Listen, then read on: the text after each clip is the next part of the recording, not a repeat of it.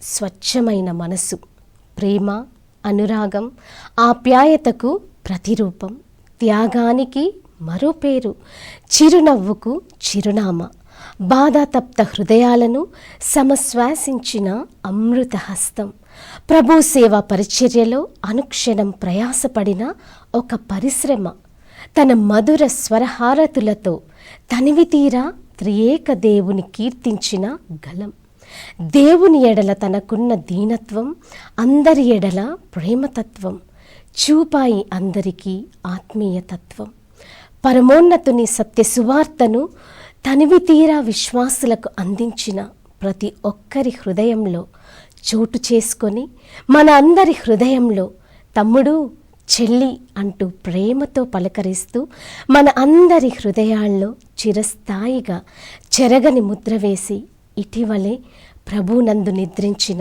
మన ప్రియమైన అన్న, అందరి చేత శామన్నగా పిలువబడే reverend doctor T Samuel Devavaram గారి గురించి తెలుసుకుందాం.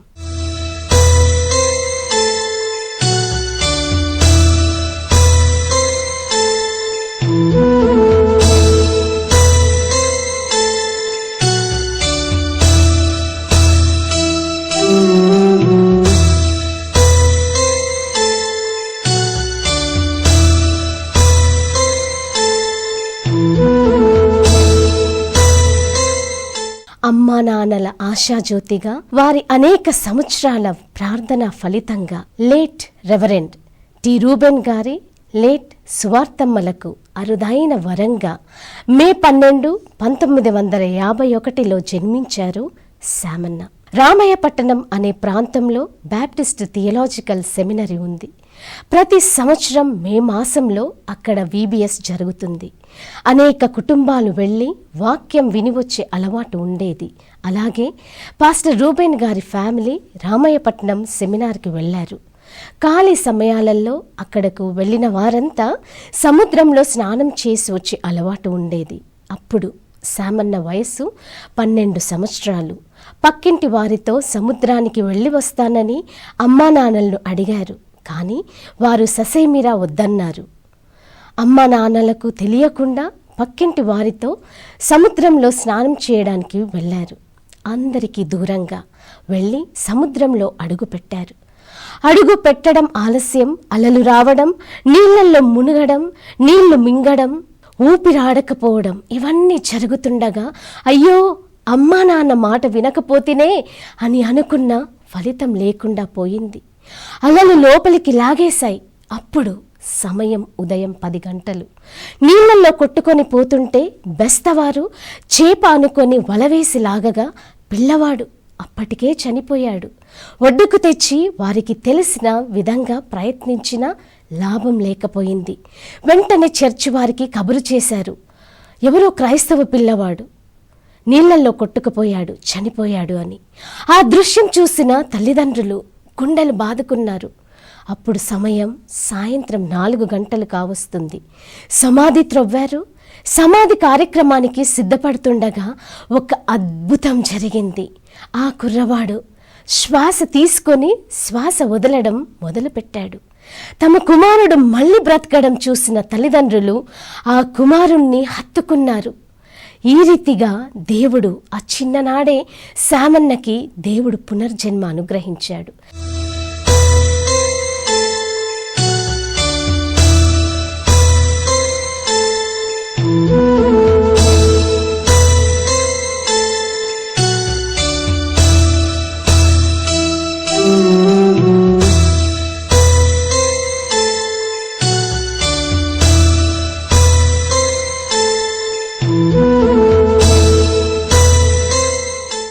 పంతొమ్మిది 1955 నుండి 56 వరకు ఫాతిమా ప్రైమరీ స్కూల్లో చదివారు. 1956 నుండి 63 వరకు సెయింట్ గాబ్రియల్ హై స్కూల్లో విద్యాభ్యాసాన్ని కొనసాగించారు. తర్వాత ఆర్ట్స్ అండ్ సైన్స్ కాలేజ్లో 1963 నుండి 65 వరకు BSc BJC పూర్తి చేశారు. 1975వ సంవత్సరము నాన్ మెడికల్ అసిస్టెంట్ కోర్స్ హైదరాబాద్లో పూర్తి చేశారు. తర్వాత డైటీషియన్ కోర్సు మద్రాసులో చేశారు.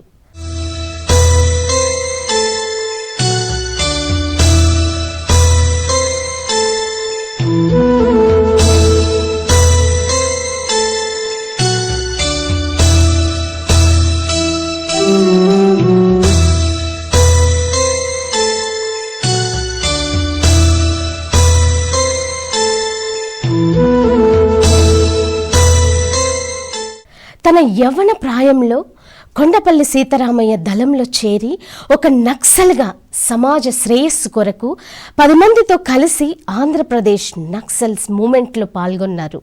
మతతత్వం, కులతత్వం, అసమానతలు లేని ఒక నవ సమాజాన్ని నిర్మించాలనే దృక్పథం కలిగి ఉన్నారు. సమాజంలో జరుగుతున్న అన్యాయాలను, అరాచకాలను సహించలేక నక్సల్ బోధలకు ప్రభావితుడై వారి దళంలో చేరి ట్రెజరర్గా నియమితుడైనారు. క్రైస్తవ కుటుంబంలో పుట్టి పెరిగినప్పటికీ విశ్వాసానికి వ్యతిరేకంగా ఉండేవారు. ఆ దేవుడే ప్రత్యక్షమై చెబితే తప్ప నేను నమ్మనని దృఢ నిశ్చయంతో జీవిస్తున్న రోజులవి. అన్యాయం చేసిన వారిని ఓటు ద్వారా కాక గన్న ద్వారా నవ సమాజాన్ని కట్టాలనుకున్నారు. In direct confrontation with the police, many a time there were bloody encounters between them. To escape from the law, Samuel was always on the move. ఎన్నో పోలీసు అటాక్స్, మరెన్నో ఎన్కౌంటర్స్ జరిగాయి. అర్ధరాత్రి వేళ ఇంటికి వచ్చినప్పుడు నక్సలిజం వదిలి తిరిగి ఇంటికి రమ్మని అమ్మ బ్రతిమలాడేది. ఇలా ఒకానొక రోజు తల్లి ప్రార్థనలో ప్రభువును గోజాడ్డం శామన్న చూశారు, కళ్ళారా చూశారు. 4 సంవత్సరాలు తను నడిచిన బాటలో ఎలాంటి సంఘటనలు జరిగాయో గుర్తు చేసుకున్నారు. తన జీవితంలో మొట్టమొదటిసారిగా ఆలోచించడం మొదలెట్టారు. తాను నడుస్తున్న బాట సరి అయినది కాదని రియలైజ్ అయ్యారు. ఎలాంటి సంఘటనలు జరిగాయో గుర్తు చేసుకున్నాడు. తన జీవితంలో మొట్టమొదటిసారిగా ఆలోచించడం మొదలెట్టాడు. తాను నడుస్తున్న బాట సరి అయినది కాదని రియలైజ్ అయ్యాడు. నెక్స్ట్ డే మార్నింగ్ తన తమ్ముడు చెల్లెళ్ళతో కలిసి చర్చ్కి వెళ్ళాడు. అక్కడ ప్రేయర్ మీటింగ్లో మొదటిసారి తనను ప్రేమించి తన కోసం ప్రాణం పెట్టిన యేసయ్య గురించి విన్నారు. హృదయం ద్రవించిపోయింది. అయ్యో, ఎందరో ప్రాణాలు తీసే నా కోసం తన ప్రాణం పెట్టాడన్న నిజం జీర్ణించుకోలేకపోయారు.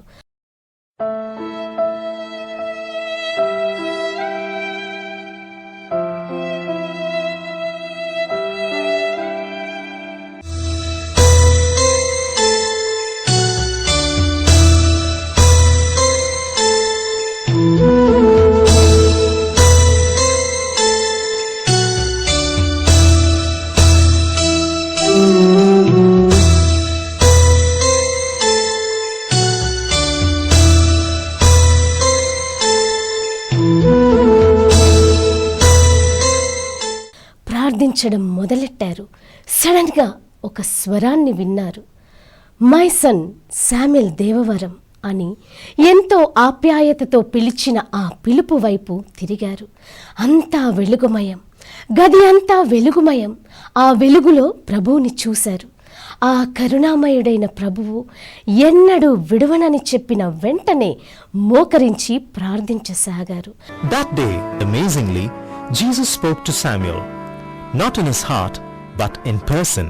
When I heard a voice called, "My son, Samuel Devaram," I just opened my eyes. It was so bright light in the room, and in that light I could see Jesus standing. And then when I looked at him, I'm the fellow who always used to say, "Unless I see, I don't believe."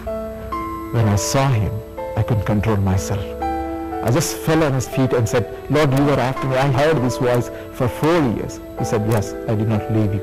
నక్సలిజంకి స్వస్తి చెప్పారు.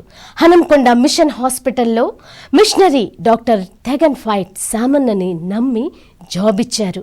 వరంగల్లో DIG దగ్గరకు తీసుకువెళ్ళి 2 సంవత్సరాల తర్వాత తనపై అభియోగింపబడిన కేసులన్నీ తన కళ్ళ ముందే కాల్చివేశారు.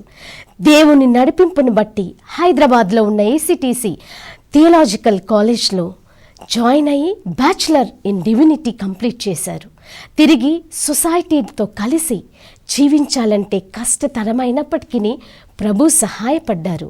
ఆ తర్వాత నేషనల్ లెగసీ కంట్రోల్ ట్రైనింగ్ ప్రోగ్రాంలో పారామెడికల్ వర్కర్గా చేశారు. తర్వాత 13 సంవత్సరాలు అపాయింట్మెంట్ రావడం, ఆ తర్వాత డైటీషియన్ కోర్స్ చేసి డైటీషియన్ గవర్నమెంట్ ఉస్మానియా మెడికల్ హాస్పిటల్లో అపాయింట్మెంట్ అయ్యారు. తర్వాత వసంతవాణి గారిని ప్రభు చిత్త ప్రకారం వివాహం చేసుకున్నారు. మెలిటా గ్రేస్, మహితా జాయిస్ అనే బిడ్డలను దేవుడు వారికి అనుగ్రహించారు. తర్వాత వరంగల్లో దేశాయిపేట అనే ప్రాంతంలో పాస్టర్గా కల్వరి బ్యాప్టిస్ట్ సంఘంలో 18 సంవత్సరాలుగా అద్భుతమైన పరిచర్య చేశారు. 1997 నుండి 99లో దివిసీమ మరియు నెల్లూరు ప్రాంతాలలో ప్రకృతి కన్నెర్ర చేసి తుఫాన్ బీభత్సవం వల్ల ఆ ప్రాంతాలను అతలాకుతలం చేసినప్పుడు అనేకులు అశ్వులు బాసిన సమయంలో ఆ భయంకరమైన దృశ్యాలు, ప్రజల నిస్సహాయ పరిస్థితులు సామాన్య హృదయాన్ని కలిచివేశాయి. ప్రభు ప్రేమను బట్టి అక్కడి వారికి తన సాయశక్తుల సహాయ సహకారం అందించారు. నిజంగా ఆ సంఘటన మరువలేనిది. 1980 జనవరి 14 అప్పర్ రూమ్ ప్రేయర్ ఫెలోషిప్ ఆరంభ రోజులవి. దానికి కారణం ప్రభువైన యేసుక్రీస్తు, reverend Samuel Devaramanna, reverend Reuben Mark garu, brother Praveen, brother Vinod, brother Vilas వీరందరూ కలిసి వరంగల్లోని హనుమకొండ సిఎస్ఐ చర్చ్లో 2, 3, 4 తేదీలో రివైవల్ మీటింగ్స్ జరిగాయి.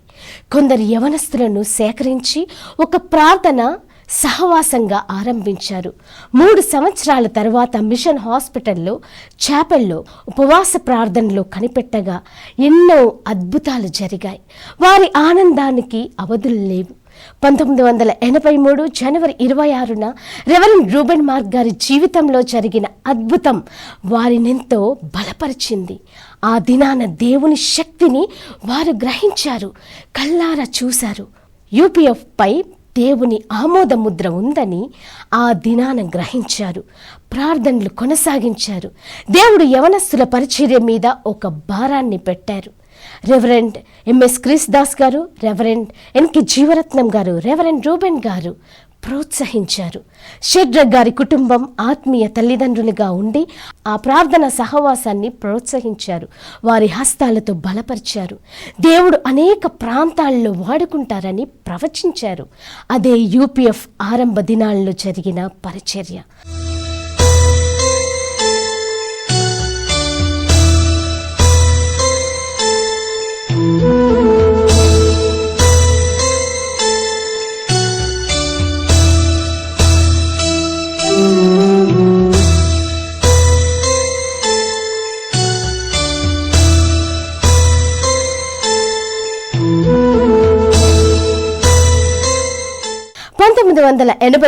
సంవత్సరం సిఎస్ఐ చర్చ్ హనంకొండలో మొదటి యూపీఎఫ్ జరిగింది. అలా ప్రతి సంవత్సరం యవనస్తుల మీటింగ్స్ ఏర్పాటు చేస్తున్నారు. ఇప్పటి వరకు 25 ఇంటర్ డినామినేషనల్ యూత్ రిట్రీట్స్ జరిగాయి. ఈ మీటింగ్స్ ద్వారా ఎన్నో వేల మంది బ్యాప్టిజమ్స్ తీసుకున్నారు. ఎన్నో వేల మంది ప్రభువుని స్వరక్షకుడిగా అంగీకరించారు. ఎందరో సేవకులుగా సిద్ధపరచబడ్డారు. ఇలా జరిగింది. సంవత్సరాలు గడిచే కొద్దీ ఈ యూపీఎఫ్లో ఎంతోమంది జాయిన్ అయ్యారు. అనేక అద్భుతాలు జరిగాయి. కొందరు సంఘాలు స్థాపించారు. కష్టతరమైన ఈ పరిచర్యను 34 సంవత్సరాలుగా కొనసాగించారు. ఈ యవనస్తుల మీటింగ్స్తో పాటు ఎన్నో ప్రాజెక్టులు చేస్తున్నారు. Out reach ministry, magazine ministry, fellowship retreats, leadership camps, theological students support, Sunday school teachers training ఇవ్వడం, ఫ్యామిలీ రిట్రీట్స్ చేసే కృప వీరికి దేవుడు అనుగ్రహించారు. ఈ పరిచర్య అంతా ఒక టీం వర్క్గా యవనస్తులందరూ కలిసి ఇంటర్ డినామినేషనల్ ఫెయిత్ మినిస్ట్రీగా కొనసాగిస్తున్నారు. వీరి ద్వారా సంఘాలు బలపరచబడ్డాయి. అందులో ప్రాముఖ్యమైన వ్యక్తి రెవరెండ్ డాక్టర్ టి శామ్యుల్ దేవరం గారు. ఈ పరిచర్య కోసం మీరందరూ ప్రార్థించాలని, సహకరించాలని ఆశిస్తున్నారు. రాబోయే సంవత్సరాలలో దేవుడు ఈ అద్భుతమైన పరిచర్యను విస్తరింపచేయాలని, అనేకులకు దీవెనకరంగా చేయాలని నమ్ముతూ ప్రార్థిస్తున్నారు.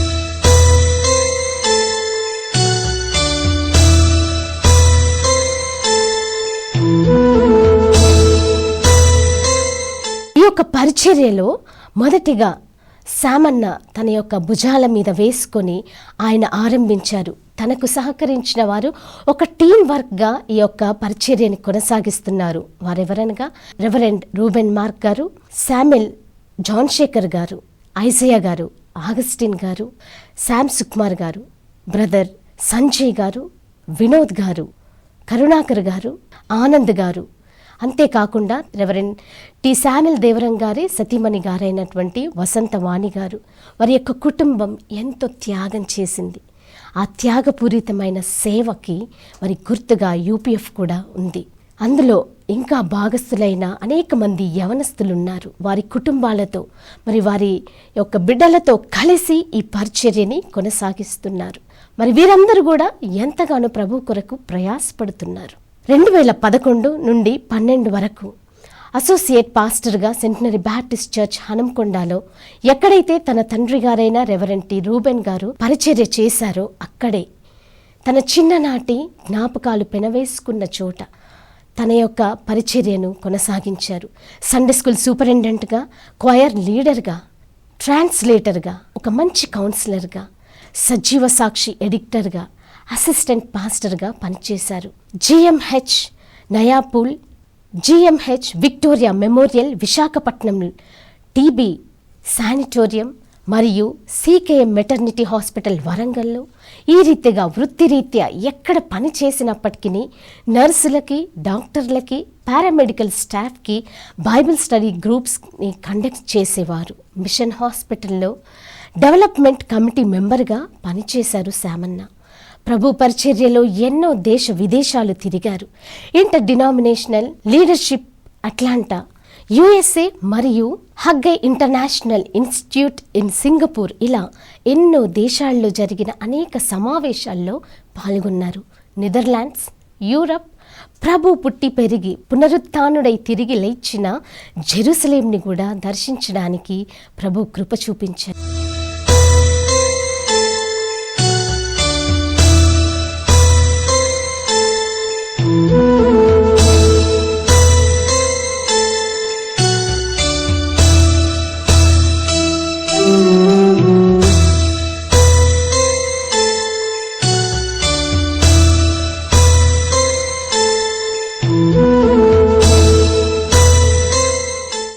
"25 yearsగా శామ్యుల్ దేవరం అన్న డయాబెటీస్తో సఫర్ అవుతున్నారు. డిసెంబర్ 23 వరకు క్యారల్స్లో పాల్గొని ప్రభు పరిచర్యలో ఉన్నారు. 24న డిహైడ్రేషన్ ప్రాబ్లం వల్ల వరంగల్ నుండి హైదరాబాద్ యశోద హాస్పిటల్లో అడ్మిట్ చేశారు.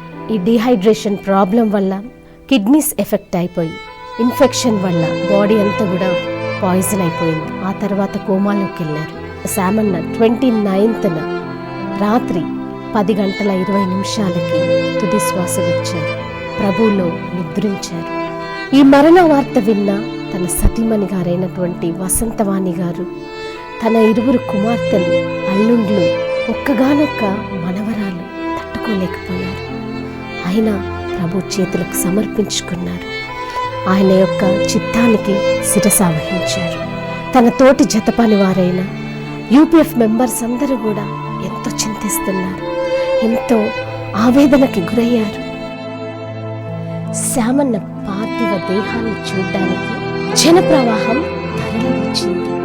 శామన్న మరణాన్ని జీర్ణించుకోలేని వారి కుటుంబ సభ్యులు, తోబుట్టువులు, అన్నతో పాటు కలిసి పనిచేసిన, టీం వర్క్ చేసిన upper room prayer fellowship members అందరూ కూడా గుండెలు బాదుకున్నారు. శామన్న మరణం క్రైస్తవ ప్రపంచాన్ని కదిలించి వేసింది.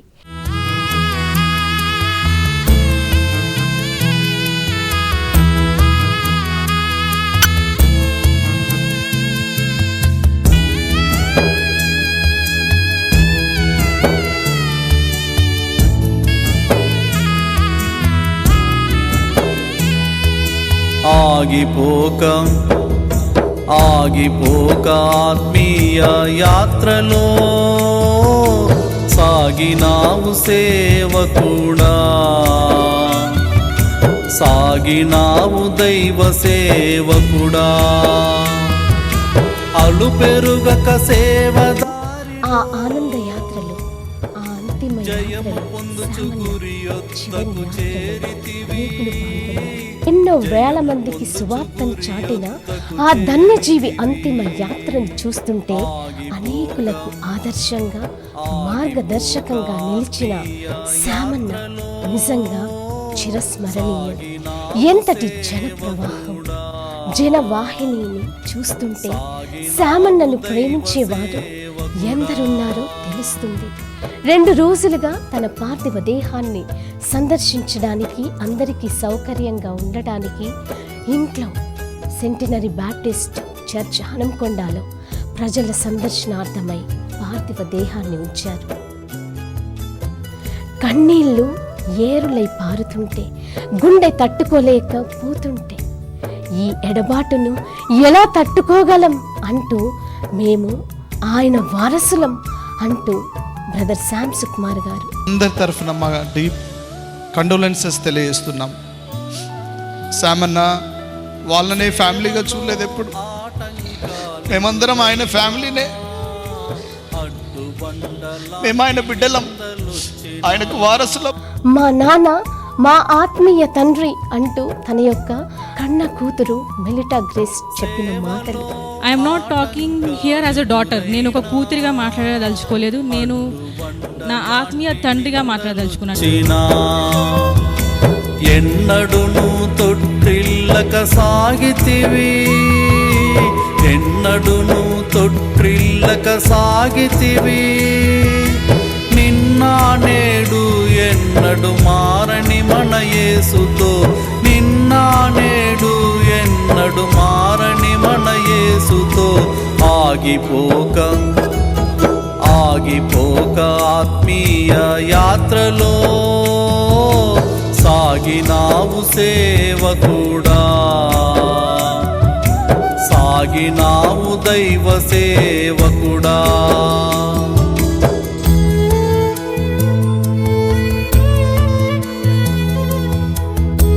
ఎన్నో వేల మందికి సువార్తను చాటిన ఆ ధన్యజీవి అంతిమ యాత్రను చూస్తుంటే అనేకులకు ఆదర్శంగా, మార్గదర్శకంగా నిలిచిన శామన్న నిజంగా చిరస్మరణీయుడు.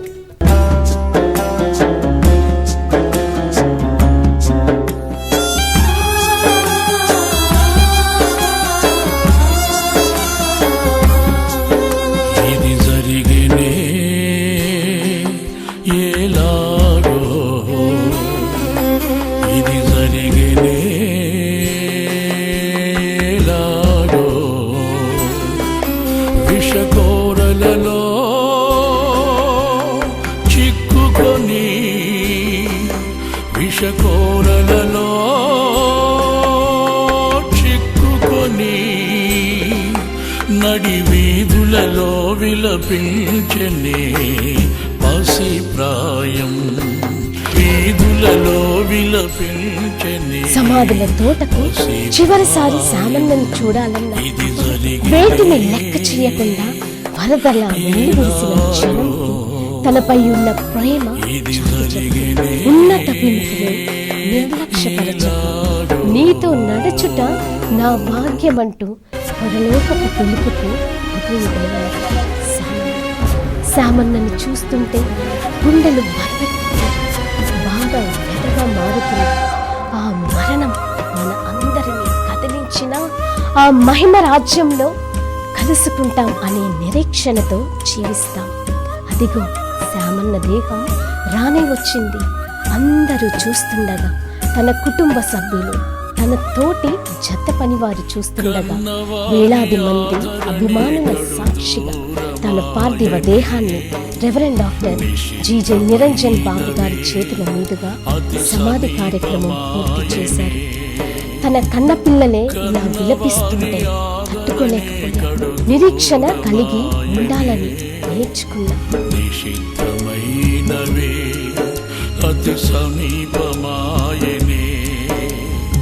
ప్రభు, మానవ మాతృలం మీరు ఎన్నుకున్న భూమి కుమారుడు మంచి పోరాటం పోరాడి తన పరుగును తుదముట్టించి నిజంగా ఒక క్రైస్తవుడిగా సజీవ సాక్షిగా తనకు తానే మీకు సమర్పించుకొని వాక్యానుసారంగా జీవించడం ఎంత అద్భుతం.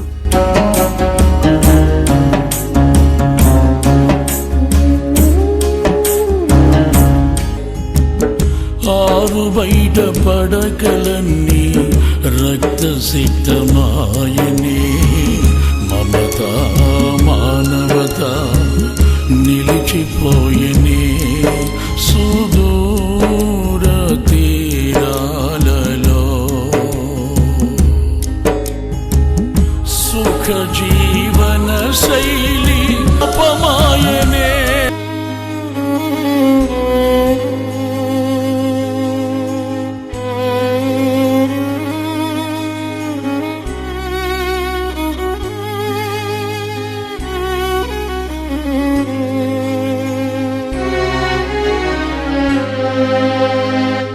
సృష్టికర్త ప్రణాళిక ఇలా ఉండగా,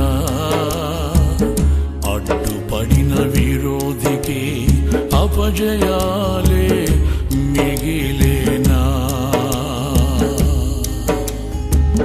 సృష్టికర్త ప్రణాళిక ఇలా ఉండగా, ఇది జరిగినే ఎలాగో, ఇది జరిగినే ఎలాగో. He is a man of inspiration. He is a man of passion. He is a man of God. ఒక ధన్యజీవిగా శామన్న మిగిలిపోయాడు. ఆయన మనందరికీ చిరస్మరణీయుడు. ఒక నీతిమంతుని జ్ఞాపకం చేసుకొనుట నిజంగా ఆశీర్వాదకరం. ఆయన యొక్క జీవితం మనందరికీ కూడా ఒక స్ఫూర్తిదాయకం కావాలని మనస్ఫూర్తిగా కోరుకుంటూ సెలవు తీసుకుంటున్నాము. Praise the lord.